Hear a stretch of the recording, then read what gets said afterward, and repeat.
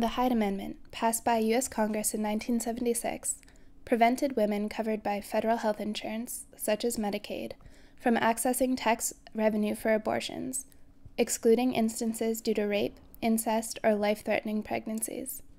Recently, under President Obama's legislation, the health care reform bill was passed. The language of the bill elicited concern that the Hyde Amendment would not be upheld, and that federal money could be used to subsidize abortions.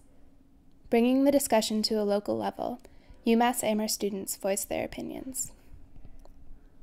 Basically, I'm pro-choice, definitely, and I believe that everyone should be able to have the opportunity if they choose to have an abortion, but I don't really know if I believe the federal government should be allocating funds to that. That's a little bit, I don't know, I'm not a religious person either, but it ties into like a little bit of a bad moral issue, but basically I'd allocate funds for every case of rape, molestation, things like that, where crimes were involved against the person that needs to abort, then I guess that would be necessary.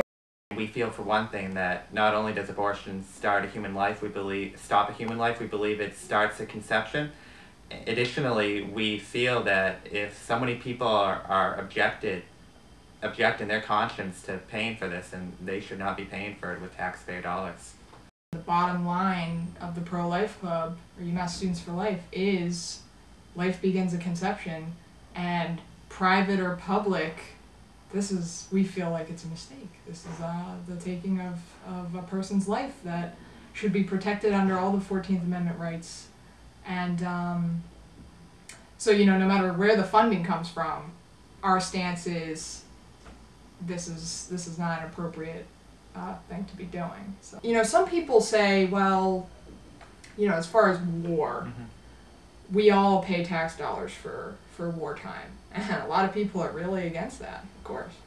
And a lot of people say, that's funding that's something that I don't agree with funding either. So you're going to have to suck it up, and you're going to have to pay for these women who deserve to have abortions. I think there's a couple differences with that. The question to ask is, how many women have had abortions because they feel like that's the only choice? They might see a Planned Parenthood. They might be told by their parents they have to have an abortion. They're not going to get support for this pregnancy. And what about their own rights to choose to have a child? And I think we need to see more support for crisis pregnancy centers that help women choose life. From the perspective of a disabled adult who has to rely on the government for such funding, I think it's very important for someone to have funding for things like an abortion if it's needed. State abortions can run over $1,000, also depending on the point during the gestational period. And it's a huge, huge, huge problem. We're lucky to live in a state where you're mandated to have insurance and where the public option covers, is partially covered. And I think that with pretty much any issue, abortion overlaps with social class and economic status, and so upper middle class women will always be able to get the procedures that they need. It's more people that are low income, and then like because of racism in this country, you're going to get a larger overlap with women of color that are going to be disproportionately affected by not being able to, not having the means to fund their procedures, and by seeking alternative methods of aborting and risking their lives.